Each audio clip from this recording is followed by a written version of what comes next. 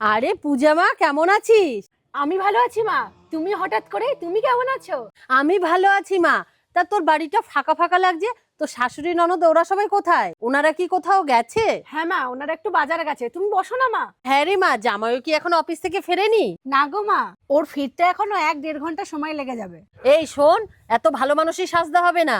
একা হাতে না অত সব কাজ করতে হবে না। তোর শাশুড়ি, তোর ননদ, ওদেরকে কাজের কথা বলতে পারিস না? তুই হচ্ছিস বোকা, তুই বেশি কাজ দেখাস, ওর জন্য তোকেই বেশি চেপে ধরে। আমি কুটুম মানুষ, আসবো ওরা জানে, তারপরে ওরা কি করে ঘুরতে গেল। মা তুমি ঠিকই বলেছো।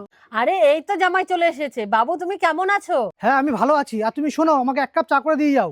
হুম, বাবা জামাইয়ের কি মেজাজ! আমি তোকে বিয়ে দেওয়ার আগে তোর বাবাকে অনেকবার বলেছিলাম জামাই সম্পর্কে সব খোঁজ খবর নিতে, তখন কোনো খোঁজ খবর নেয়নি, এক কথায় রাজি হয়ে গেল। আর তখন তুই তো তোর বাবার কথাতেও রাজি হয়ে গেছিস। তাই বলি, নিজের ভালো তো পাগলেও বোঝে।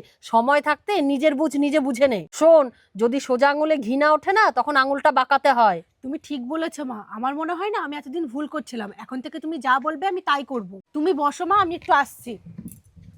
এই শোনো, আমাকে দেখে কি তোমার কাজের লোক মনে হয়? সকাল থেকে সারাদিন আমি একা একাই কাজ করি। আমার হাতে হাতে কেউ একটু কাজ করে দেয় না, সবাই পায়ের উপরে পা তুলে বসে খায়। পায়ের উপরে পা তুলে বসে থাকে আর আমাকে হুকুম করে। ঠিক আছে, ওইসব কথা বাদ দাও। মনে হয় ওষুধে কাজ হয়েছে। এই না হলে আমার মেয়ে। কি নাটক না! একটু হলেও তো ওনার কথা শুনতে পারো। উনি তোমাকে কত সময় নিয়ে তোমাকে বোঝালো। মা যদি আমাকে ভালো যুক্তি দিত তাহলে আমি শুনতাম। মা তো আমাকে সংসার ভাঙার যুক্তি দিচ্ছে। আর আমি জানি এই বাড়ির মানুষগুলো কেমন আর আমাকে কতটা ভালোবাসে। আর এই বাড়ির মানুষগুলো কে কেমন সেটা আমার থেকে বেশি কেউ জানে না। একটা কথা আছে জানো, শুনবে সবার কথা কিন্তু মানবে নিজের মনের কথা। তোমার মতো এরকম কটা বাড়ির বউ বুঝে? ঠিক আছে, ওইসব কথা বাদ দাও, তুমি স্নান করে নাও, আমি খাবার বাড়ছি।